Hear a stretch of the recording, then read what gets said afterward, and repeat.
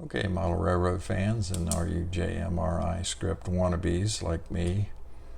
I'm going to go through an explanation of how I've got multiple trains running in that video that indicates two trains, four scripts automated. So if you haven't watched that, you may want to watch that before going through this video. I've put a link at the top of the screen. So a couple of things that are real important in JMRI I want to tell you about. In the JMRI scripting, capitalization is critical. You put a wrong capitalization and it doesn't work. And indentation is critical. So you have to really watch these two things, otherwise you're going to have a lot of trouble. I also want to say that all of my scripts right now run on timing, and that's not working out real well for me. The timing is inconsistent running on my track. I think it has to do with the cleanliness of the track. My layout's in the garage and my track gets a little dirty. I think it also depends on if your computer, I'm using a Windows 10, if your computer decides to start some function in the background, it takes a lot of CPU power. I think it impacts the train running. I really don't know. All I know is the timing is driving me crazy trying to get it to stop where I want it to. I'm successful on some of these scripts, but others are just not working at all. So I'm going to go look at what kind of sensors I can put in. So anyway, with all of that said, here's how this master control program works. There's a setup area here, and in this setup, and this is fully explained in the next video, in this setup, it calls the programs that actually run the trains. But these programs have their start function taken out or commented out. So they don't actually start. They're just loading them into the memory space that the master control has. Also, each of these programs calls my master functions program.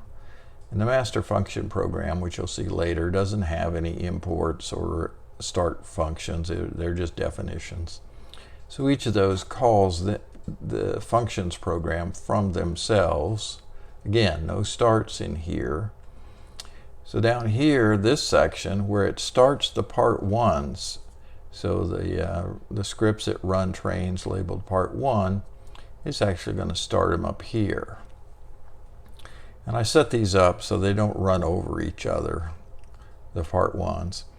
Down here, this loops to start the part twos and etc., the threes or whatever I've got, however many I've got strung together. And they start down here. But they start based on flags that are set by the part ones. So they won't start until the part ones finish. And then after all are done, it drops out of the loop and finishes. The other thing I do up here in the setup is I set the flags to either go or done. That way I can individually run the different programs. So if I don't want to run them, I'll just put done, and they'll just run so I can test them, but I don't have to run through every one of them to say test the oil train, which is or the coal train 2, which would be the last one that actually runs. So that's how the master control program is set up. Now let's look in detail at that program. Okay, model railroad fans, this is the second part of this JMRI multi-train running script video. So this is the main control program. I call it master control, and the file name, you can see I put the file name up here. It's not required. You import a couple of things here, which are the foundation for running this program. I give it a class name, which is different than the file name. It doesn't have to be different. Could be the same. Probably be better if it was the same. This is the definition for the initiation of this thing called self. I really can't explain why they call it self. I'm setting a global variable here. Then I'm loading the program that runs the Coltrane, first part of the Coltrane. And then I'm setting an internal value inside self to this particular program and its contents. I'm doing the same thing for the grain train, the first run, the grain train, the second run, the coal train, the second run, and I have a new one called oil train part 1. And then this return tells the program to that's the end of the definitions. So the key to these programs is they don't have a start statement in them. The start statement is issued from the control master program. So down here in the handle part, adjust that slightly, I'm setting the flags that control the trains. So I make those global variables, and they're just called release grain train part 1, grain train part 2. Let's go to the second page of this.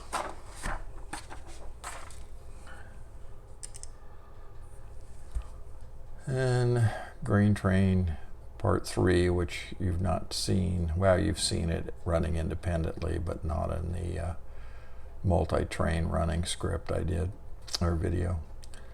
Coal train 1 and 2, and oil train. Okay. Now I set these variables to either go or done. So in this way, right up here, I can control which of these little scripts run, so I don't have to run them all every time. I can test them by turning off, say, the grain trains to done, the coal trains to done, and leave the oil train on go. So when I just want to test the oil train, the new script, that's what I do. And in here, I'm printing out the settings here, just to visually see on the screen that I have them the way I want them. And then right here, this is where it starts coal train 1. It says if it's go, then change it to start, and then start the program, and then just print that it started. Here's the grain train 1 starting. Here's the oil train starting. Now, these are all part 1s up here that I know I want starting first. The second parts of these programs or scripts have to be put in a loop so it can check them. So down here, this is where the loop starts. I start with 0 and I say print the loop is starting, and then here's my while statement. I say while the loop count is less than 75, and I use this loop count to ensure that these things don't run forever.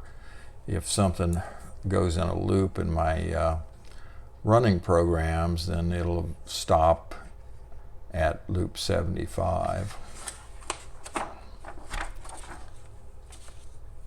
Okay, so here's the key inside this loop is if the grain train 2 is set to go and grain train 1 is done and coal train 1 is done, because I need that switch he runs over, then go ahead and start grain train 2. And then also inside this loop, I'm checking for coal train to be done. So if coal train 2 is go and coal train 1 is done, then go ahead and start coal train 2. And then I can put additional part 2 scripts inside here. So this is really nice. You can check these switches or flags to see when other programs can start. So then you have to drop out of this loop when things are done. So I'm checking to see if the second coal train is done. I'm sorry, the grain train, the coal train, and the oil train. Those are the three that I gotta check to see that they're done. And then I could add more here if I have more scripts. This is where, when these are all done, I set the loop count greater than its max, so it'll drop out of the loop. Here I'm issuing a 10-second wait between the time it loops, just to give the trains time to run and not suck up the CPU choice or CPU capacity, checking it too often. When it drops out of the loop, then it prints it's done, and then it returns from the main script. This is just what you put at the bottom of the script to actually start it running. So that's how the master control program is set up and runs.